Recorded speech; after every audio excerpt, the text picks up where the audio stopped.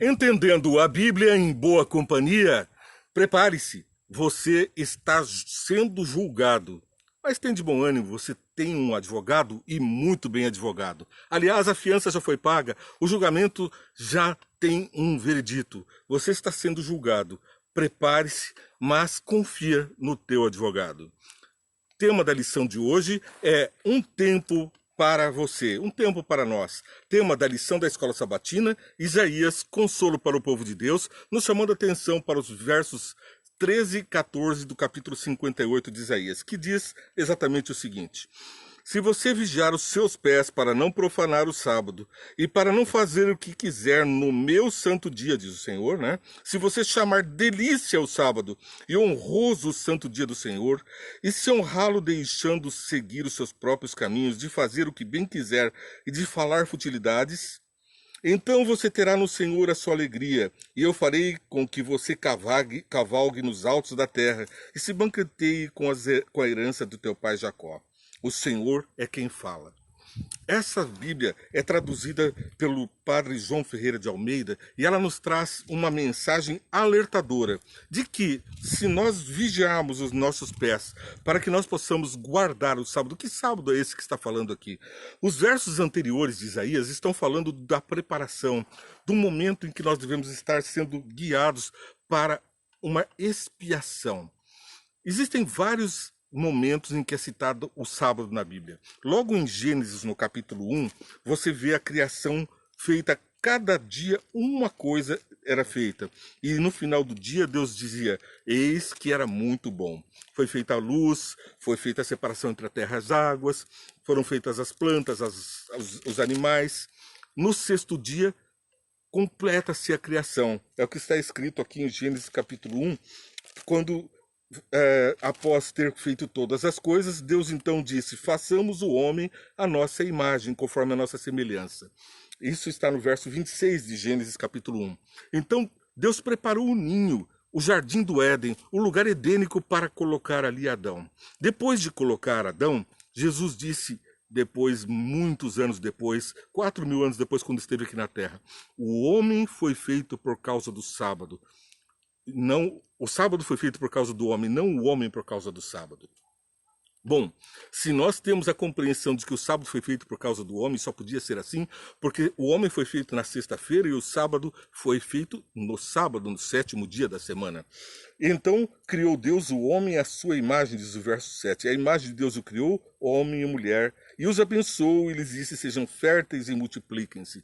Então o homem seguiu o mandamento de Deus, multiplicou e encheu a terra, assim como as plantas, os animais, e veio então, no capítulo 2, versos 2, capítulo 2, verso 1 e 2. Assim foram concluídos os céus e a terra e tudo que neles há. No sétimo dia, já havia concluído a obra que realizara, e nesse dia descansou.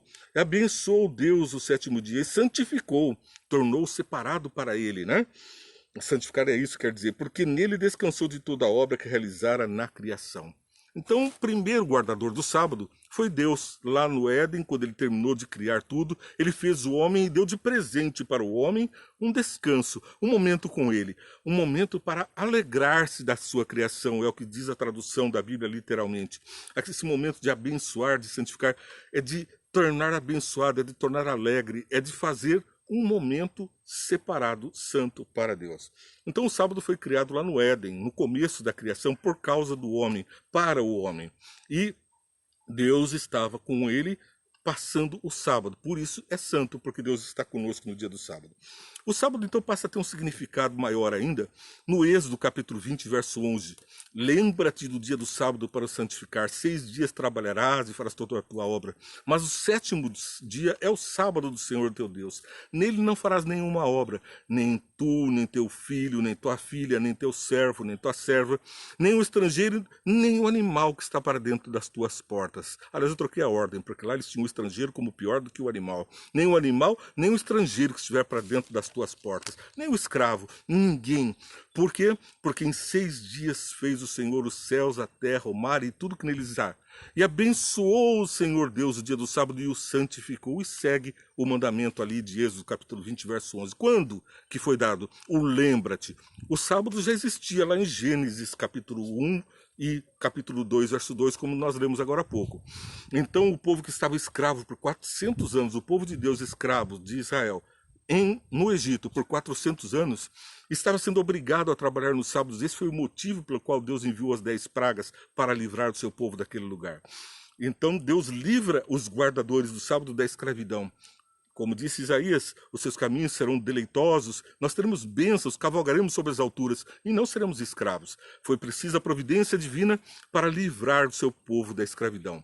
Agora, o povo conseguia ver liberdade com o lembra-te. Lembra-te porque já existia. Lembra-te do dia do sábado para o santificar, tornar separado para Deus. Santo, separado para Deus. Isso está na língua portuguesa, não há dúvidas. Pois bem, além do sábado da criação, o sábado semanal, nós temos também outros sábados, que é o que Isaías estava aqui falando também. Essa tem pelo menos 4 aplicações esse verso de Isaías, capítulo 58, verso 13 e 14. Nós podemos ver a bênção que traz sobre o sábado dia, a bênção que ele traz sobre o dia da expiação, que também era consagrado, que também era santo. Que dia de expiação era esse? O sumo sacerdote adentrava o tabernáculo no lugar santíssimo uma vez somente por ano. Ele tinha que se preparar muito, tinha que se desvestir de todo pecado, confessar os seus pecados. O povo jejuava e orava do lado de fora. Por isso que Isaías, capítulo 58 e capítulo 55, vinha dizendo: convites para a perfeição, que Cristo paga o seu pecado, salvação para os gentios, toda a explicação. E depois vem assim o verdadeiro jejum.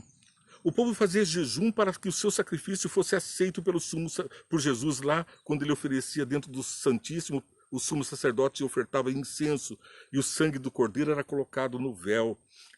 O templo tinha a parte do lugar santo e um véu, uma cortina que separava do lugar santíssimo.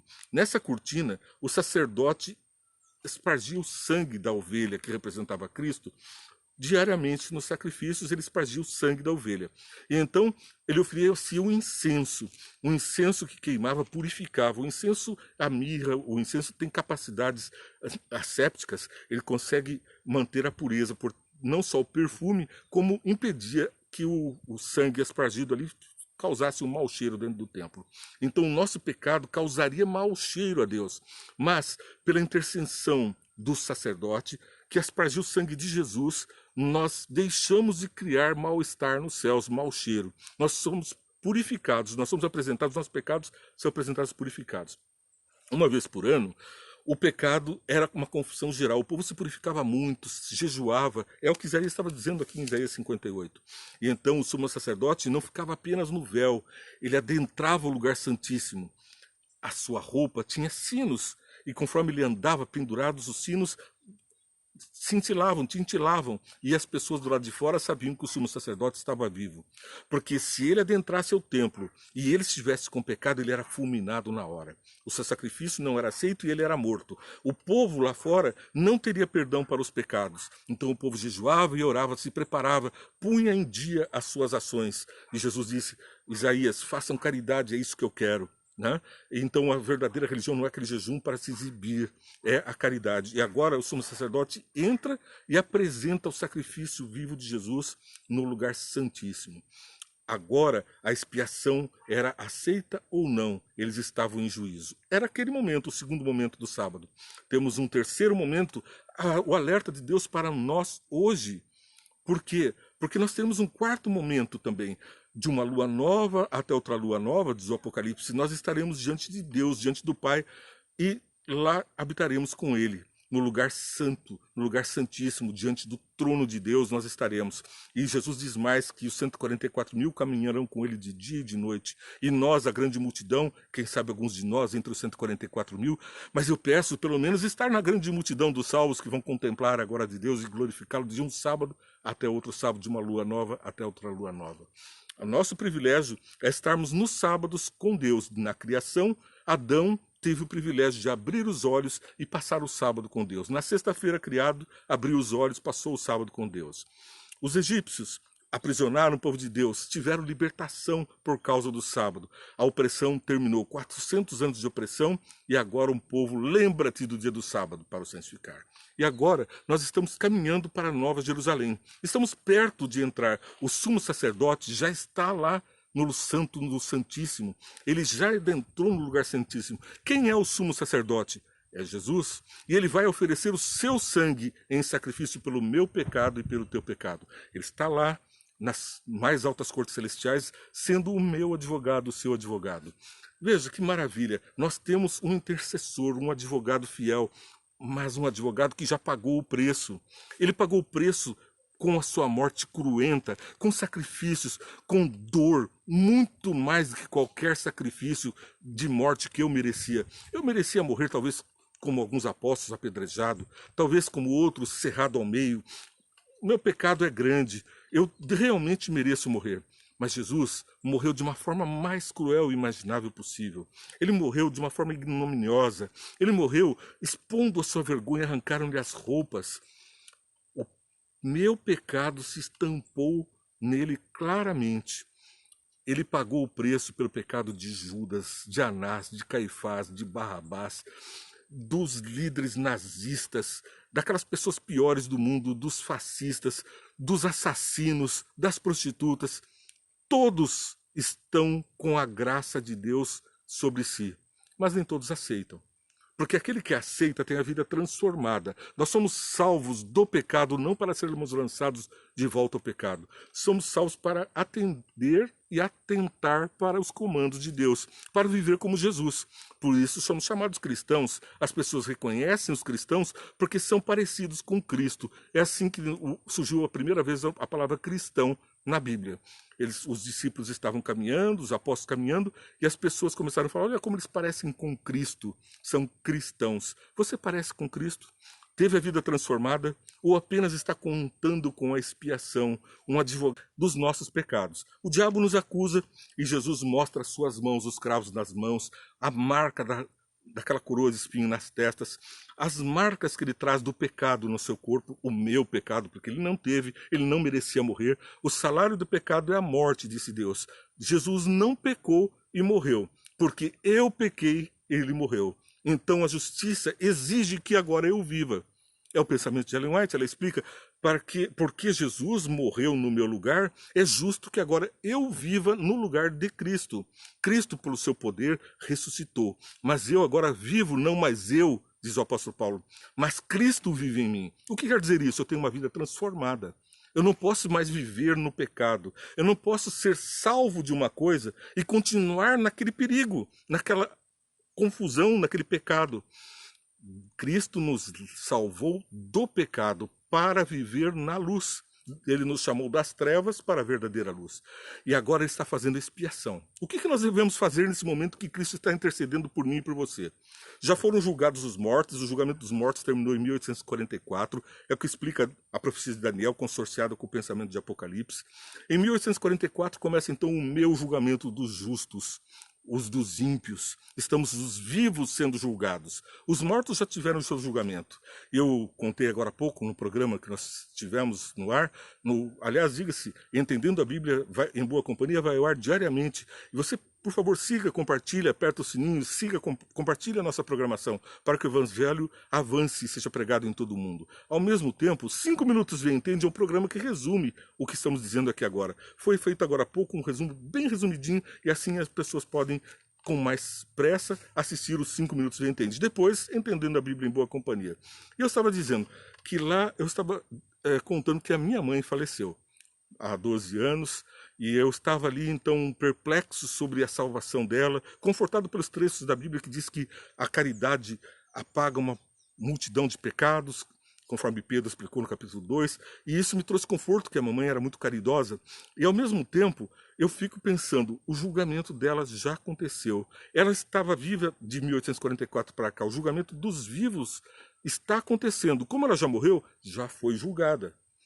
Foi selado o destino dela, mas o teu destino e o meu está sendo julgado agora. Jesus está com os sinos em torno da sua roupa, se apresentando no lugar santíssimo, e o sino está tocando para você ou para mim. Ou estamos salvos ou perdidos. E o que o povo fazia? O que o sacerdote fazia antes? Jejuavam e oravam. E o que Jesus falou que é o verdadeiro jejum? É a caridade, é o amor. Não só isso, mas também nos abstermos de certos alimentos, de certos programas de televisão, de cinema, de pensamentos ruins, coisas que adulteram a nossa mente, que fazem com que nós sejamos conduzidos ao pecado. O jejum de pensamentos ruins, de coisas ruins, de programas ruins, de pessoas ruins. Nós temos que amar o próximo, que temos que levar o evangelho a todo pecador, mas não quer dizer que tenhamos que fazer as obras deles. Nós somos luz do mundo e não trevas com as trevas. Sal da terra. E nós devemos dar sabor ao mundo e não conviver com o mundo como se o mundo fôssemos. Estamos livres do pecado, salvos do pecado, para viver a vida de Jesus e sermos reconhecidos como Cristo diante do universo. Eu falo sempre, fomos tomados do pó da terra e feitos à imagem e semelhança de Deus. O diabo transformou esse boneco de barro à imagem e semelhança do próprio diabo. Os meus pecados me fizeram reconhecidos como mal, tanto quanto o universo sabe que ele é mal. Jesus morreu e ele disse: eis que farei novas todas as coisas. Eu sou esse pó parecido com o diabo que Jesus vai fazer novo, de acordo com a sua imagem e semelhança. Já fez, ele já morreu na cruz. Agora cabe a mim, sede meus imitadores, como eu sou de Cristo. Temos que imitar Jesus e assim sermos reconhecidos pelo universo como filhos de Deus e não como criaturas das trevas. Criaturas que Satanás se adonou no mundo, criaturas que ele roubou do aprisco de Jesus. Que Deus te abençoe, te guarde, te guie nos seus caminhos e faça de você uma luz poderosa para todos que estão ao teu redor. Porque quando você abandona a vida de pecado e está diante do universo com a intercessão de Jesus Cristo, o manto de Jesus, o anel de Jesus, como ele disse na parábola do filho pródigo, estão sobre o pecador. O filho pródigo sujo do pecado, que estava com os porcos, vem, se apresenta, pede perdão e recebe a graça de Deus, um manto limpinho, sandálias nos pés, um anel no dedo. De novo, estamos empoderados pelo sangue de Jesus. Por isso, vibremos de alegria. O nosso sumo sacerdote está agora advogando por mim e por você. Não há alegria maior do que termos um Salvador que me salva agora. Que Deus te salve também e abençoe muito.